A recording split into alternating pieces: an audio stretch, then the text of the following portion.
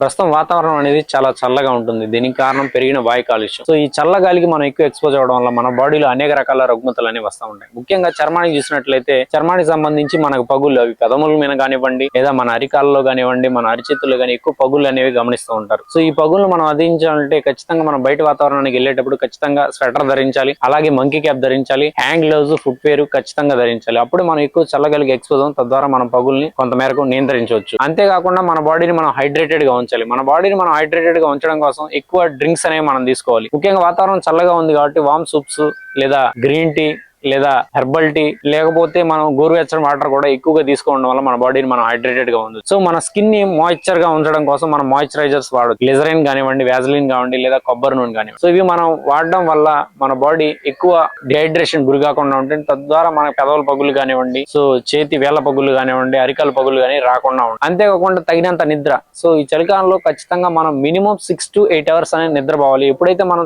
చక్కగా నిద్రపోతామో కలత లేని నిద్ర మనకుంటే ఆరోగ్యం మన వెంటే ఉంటుంది. ఎందుకంటే మన బాడీ రెస్ట్ సరిగా తీసుకుంటే మన బాడీ తిరిగి పనిచేయడానికి కావాల్సిన పూర్తి శక్తి దానికి అందుతుంది. తద్వారా మన వ్యాధి నిరోధక శక్తి పెరుగుతుంది. మనం అనేక రకాల రుగ్మతల నుంచి దూరంగా ఉండవచ్చు. అంతేకాకుండా మనకి చక్కని ఆహారం కావాలి, పౌష్టికరమైన ఆహారం. సో ప్రోటీన్లు, మాంసకృత్తులు, పిండి పదార్థాలు, అలాగే కొవ్వులు కలిగిన సంపూర్ణ ఆహారాన్ని మనం తీసుకుంటే దాంతోపాటు విటమిన్స్, మినరల్స్ కానీ మన ఆహారంలో ఉంటే చాలా రోగాల నుంచి మనం దూరంగా ఉండొచ్చు. సో అంతేకాకుండా వ్యాయామం అనేది తప్పనిసరి. మనం ఖచ్చితంగా వారంలో 5 రోజులు వ్యాయామం చేయాలి. సో ఈ వాతావరణం చల్లగా ఉంటుంది కాబట్టి పొద్దున కాకుండా సాయంత్రం టైంలో వాకింగ్ కానివ్వండి, యోగా కానివ్వండి, లేదా వెయిట్ లిఫ్టింగ్ కానివ్వండి, పవర్ లిఫ్టింగ్ కానివ్వండి, రన్నింగ్ కానివ్వండి, లేదా ఎక్సర్సైజ్ కానివ్వండి, ఈవినింగ్ టైంలో మనం చేయడం వల్ల ఎక్కువ చల్లగాలికి ఎక్స్పోజ్ కాకుండా ఉంటాం. తద్వారా మనల్ని మనం ఆరోగ్యంగా ఉంచుకుంటాం. మన బాడీలో వ్యాధి నిరోధక శక్తి కూడా పెరుగుతుంది. తర్వాత హైజీన్. సో మనం ఈ వాతావరణం చల్లగా ఉండడం వల్ల ప్రతి ఒక్కరూ దగ్గు, జలుబు, గొంతు రాయడం, అట్లాగే పిల్లి కోతులు, ఆయాసం వీటితోటి బాధపడతా ఉంటారు. సో కాబట్టి మనం దగ్గు, జలుబు ఉన్నప్పుడు మనం అని ఇలా దగ్గడం వల్ల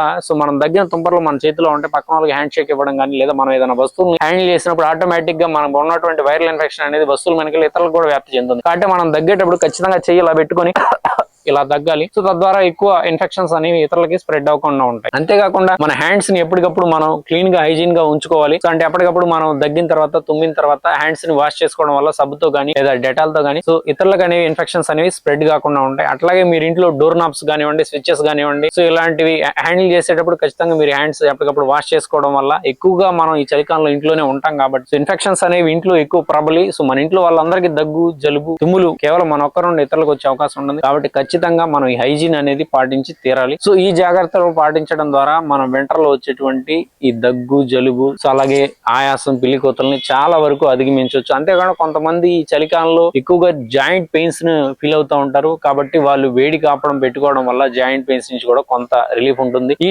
చిట్కాలు అన్ని పాటించినప్పటికీ మీకు రుగ్మత లేదా మీ వ్యాధి మీకు ఎక్కువ ఇబ్బంది కలిగిస్తుంటే ఖచ్చితంగా సో వైద్యుని సంప్రదించి తగు సూచనల మేరకు వైద్య సేవలను పొందితే మీరు సంపూర్ణ ఆరోగ్యవంతులుగా మారగలరు. సో ఇప్పటి వరకు చెప్పిన ఈ సమాచారాన్ని మీరు ఆచరించి సంపూర్ణ ఆరోగ్యవంతులు కాగలరని ఆశిస్తూ సెలవు తీసుకుంటున్నాను. ఇట్లు మీ డాక్టర్ దాసరి చంద్రశేఖర్, ప్రభుత్వ హోమియో వైద్యాధికారి, ఉప్పుటూరు. ధన్యవాదాలు.